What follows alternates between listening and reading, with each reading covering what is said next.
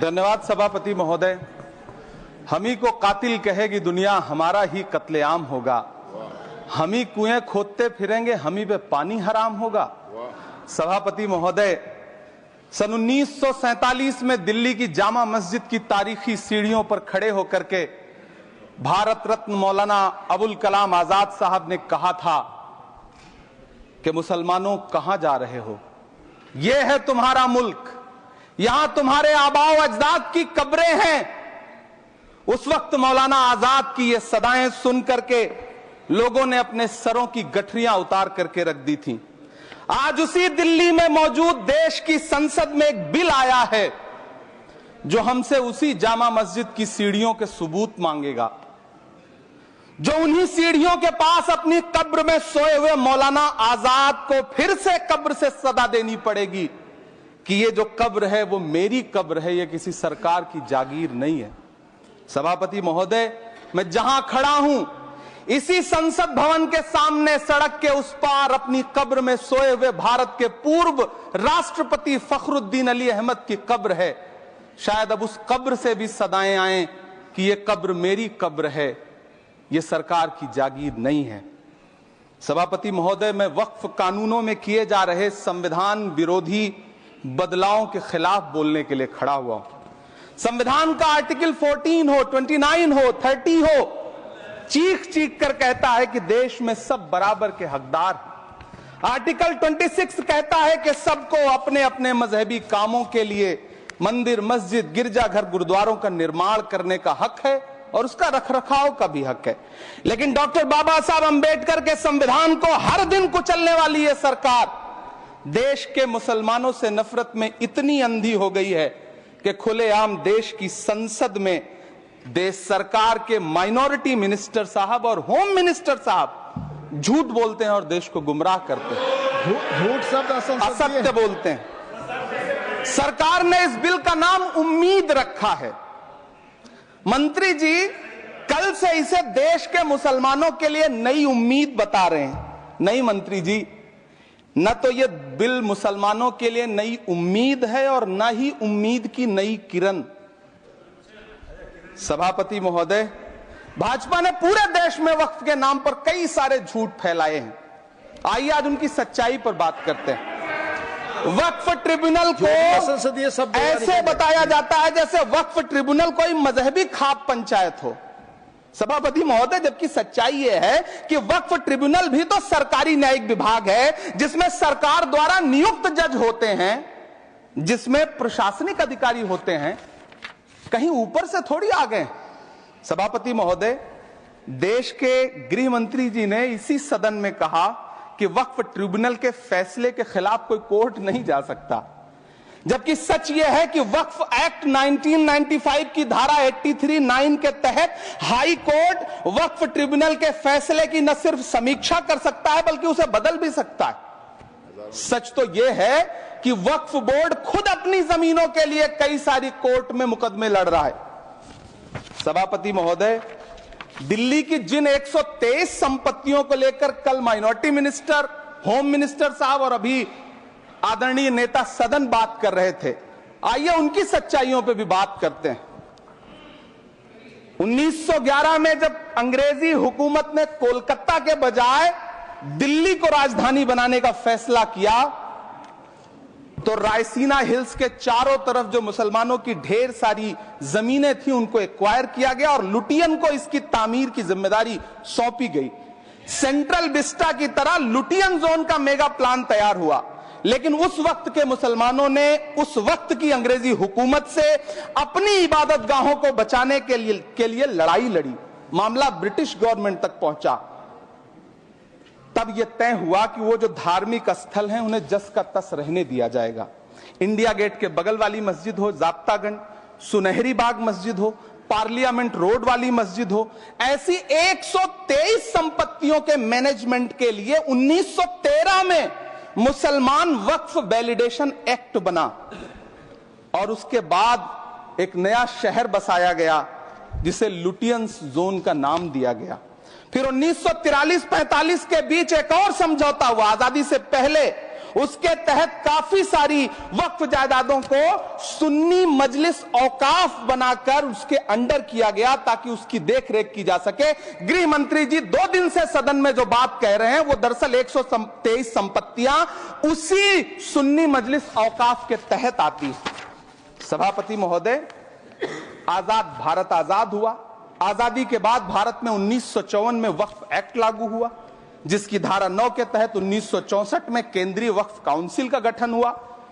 दिल्ली की वही 123 प्रॉपर्टीज को 1970 में सर्वे गजट करके गजट नोटिफाई किया गया। इसके निपटारे के लिए पूर्व प्रधानमंत्री इंदिरा जी के द्वारा 1974 में एक बर्नी कमेटी बनाई गई। बर्नी कमेटी ने 1976 में इन 123 संपत्तियों को दिल्ली वक्फ बोर्ड की संपत्ति होने की रिपोर्ट सौंपी। उस रिपोर्ट के आधार पर 1984 में कांग्रेस सरकार ने उन 123 प्रॉपर्टीज को दिल्ली वक्फ बोर्ड को सौंपने का फैसला किया, जिसके खिलाफ विश्व हिंदू परिषद कोर्ट गई। मामला 2011 तक पेंडिंग रहा। फिर 2011 में कोर्ट ने सरकार को आदेशित किया कि इसका निपटारा करो। तब 2013 में तत्कालीन यूपीए सरकार ने दिल्ली की उन्हीं 123 जायदादों को बर्नी कमेटी की सिफारिशों के मुताबिक वक्फ बोर्ड के हवाले किया। यही वो प्रॉपर्टीज हैं जिनके नाम से गृह मंत्री जी कल से कांग्रेस को कोस रहे हैं। फिर आई 2014 में भाजपा की सरकार, जो तब से इन जमीनों को हड़पने की साजिश कर रही है।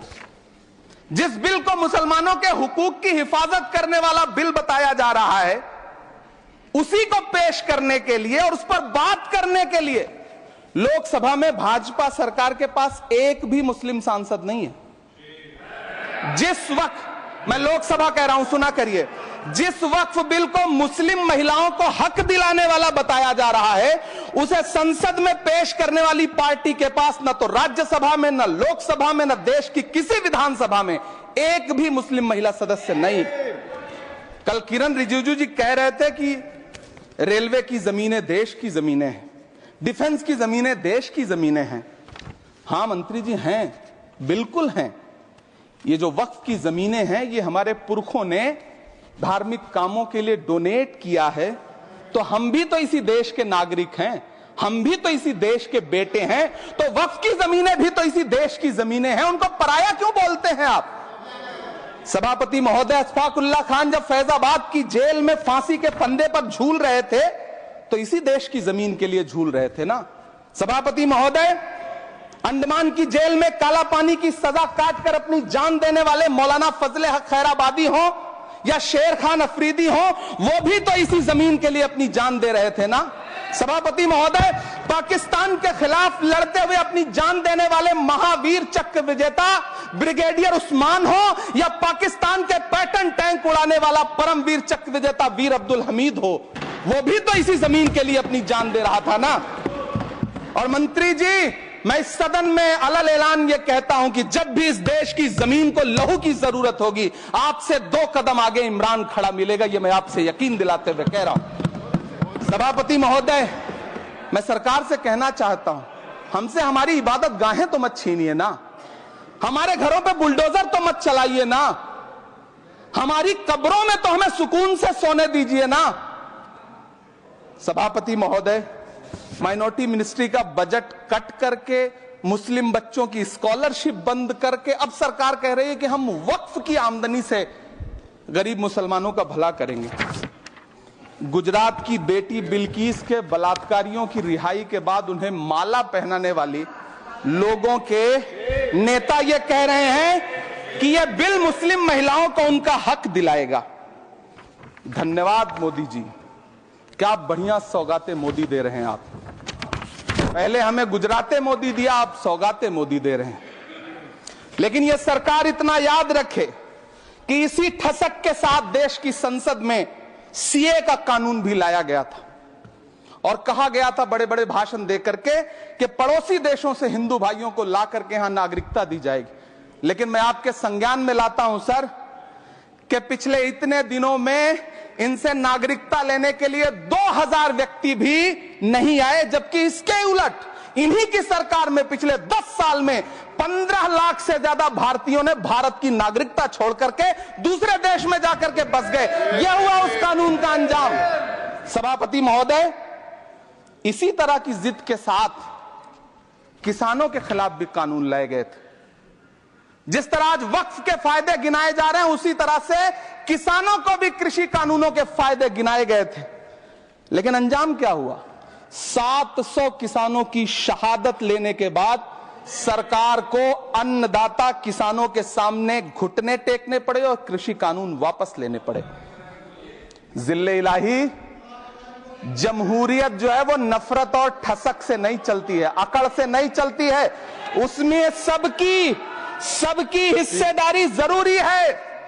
कल देश के माइनॉरिटी मिनिस्टर ने लोकसभा में खड़े होकर एक शेर सुनाया था कि मुझसे कोई बदगुमान न हो, तो मैं उन्हें एक शेर सुनाना चाहता हूं कि मैं आज जद पे हूं तो इतना खुशगुमान न हो, मैं आज जद पे हूं तो इतना खुशगुमान न हो, चराग सबके बुझेंगे हवा किसी की नहीं। नीतीश कुमार जी हो, चंद्रबाबू नायडू जी हो, चिराग पासवान जी हो, जयंत चौधरी जी हो, देवे गौड़ा जी हो, जीतन राम मांझी जी हो, सबको समझना पड़ेगा कि जब जंगल में आग लगती है तो न वो बरगद बचते हैं जो हवा को आंधी में तब्दील करते हैं, न वो बांस बचते हैं जो आपसी रगड़ से चिंगारी पैदा करते हैं। सभापति महोदय, जब देश को मनमोहन सिंह साहब जैसा काबिल प्रधानमंत्री मिलता है तो देश को आरटीआई जैसा एक्ट मिलता है, सेज जैसा एक्ट मिलता है, मनरेगा जैसा एक्ट मिलता है, लिबरलाइजेशन मिलता है, राइट टू एजुकेशन मिलता है, नेशनल फूड सिक्योरिटी एक्ट मिलता है। लेकिन जब देश को सौगातें मोदी मिलती है तो क्या मिलता है? सीए मिलता है, फॉर्म्स लॉ मिलता है, आर्टिकल 370 मिलता है, इलेक्टोरल बॉन्ड जैसा एक्ट मिलता है और वक्फ अमेंडमेंट एक्ट जैसे बिल देश को मिलते हैं। मुझे तो अपने हमवतन भाइयों से पूछना है कि आपको अपने बच्चों की तरक्की, खुशहाली और नौकरी की दरकार है या फिर मुसलमानों की दान की गई जमीनों को लूटकर धन्ना सेठों को देने की साजिश करने वाले कानून की? सभापति महोदय, यह सरकार रात के 3 बजे तक पूरे देश को जगा करके संसद में अपने ही नागरिकों को नीचा दिखाने के लिए वक्फ बिल ला रही थी, तो उधर रात के 1:30 बजे अमेरिका हम पर 26% टैरिफ लगा रहा था। सरकार की प्राथमिकताएं देश को पता। सभापति महोदय, मैं बहुत भावुक हूं आज, और मुझे अच्छा लगा कि आदरणीय नेता सदन जगत प्रकाश नड्डा जी ने बहुत अच्छी बातें भी की, मन से बातें की। क्योंकि उनके नाम में प्रकाश जुड़ा है तो मैं उनमें हमेशा एक रोशनी की किरण देखता हूं। मैं उनके सामने बहुत अदब से यह बात कहना चाहता हूं कि चिरागों के सफर में दबदबा हो आंधियों का तो फिर अंजाम जुल्मत के सिवा कुछ भी नहीं होगा। यह दुनिया नफरतों के आखिरी स्टेज पर है, इलाज इसका मोहब्बत के सिवा कुछ भी नहीं होगा। मैं भावुक हूं, मेरी पलकें गीली हैं। अगर देश की एक बहुत बड़ी आबादी को लगता है कि आप उसका भला करने के लिए नहीं बल्कि उनकी इबादत गाहों, उनकी कब्रिस्तानों, उनकी खानकाहों को बर्बाद करने का बिल ला रहे हैं, तो फिर आप अगर समझाने में नाकामयाब रहे हैं तो यह आपकी नाकामयाबी है। पहले समझाइए, उसके बाद कोई बिल लेकर के आइए, तब शायद हम आपका इतनी पुरजोर तरीके से विरोध ना करें। लेकिन सभापति महोदय, मैं अंत में सिर्फ इतना कहना चाहता हूं कि इस बिल में जो भी पॉइंट्स दिए गए हैं, बॉम्सी पोर्टल देख लीजिए, सरकार का झूठ आपको पकड़ में आ जाएगा। हम डरे नहीं हैं, हम सिर्फ सरकार से अपील कर रहे हैं कि हमें अपना समझिए।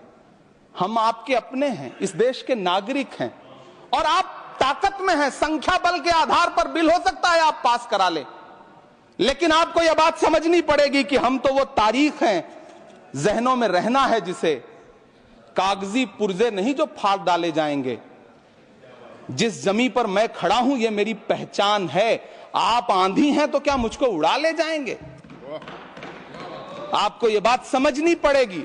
आपको अगर इतना विपक्ष की तरफ से पहले जेपीसी में इतने सारे पॉइंट्स आए और उसके बाद कल से लोकसभा में और राज्यसभा में सुझाव आप सुनने को तैयार नहीं है, लोगों की शंका को दूर करने के बारे में आप बिल्कुल सोच नहीं रहे, बस आप कह रहे हैं यह बिल उम्मीद की नई किरण है। नहीं साहब, इसे भले किरण जी लेके आए हैं, लेकिन ये उम्मीद की नहीं बल्कि नाउम्मीदी की किरण है। और इस देश की एक बहुत बड़ी आबादी इस बात से खदशे में है, शक में है कि आप सीधे उनकी जमीनों को लूट करके धन्ना सेठों को बेचना चाहते हैं। मेरी अब भी आपसे अपील है कि इस बिल को वापस लीजिए। यह बिल कहीं से आपके अपने नागरिकों के लिए अच्छा नहीं है। यह बिल सिर्फ इस देश के मुसलमानों को नीचा दिखाने का और अपने एक ऐसे मतदाता वर्ग को खुश करने का बिल है जिनको इस बिल के पास हो जाने से कुछ मिलेगा भी नहीं। लेकिन आप एक नैरेटिव देना चाहते हैं, एक मैसेज देना चाहते हैं। मेरी आपसे अपील है कि कृपया ये जो सबका साथ सबका विकास का नारा है, इस नारे को रत्ती भर तो चरित्रार्थ कर दीजिए। बहुत बहुत धन्यवाद।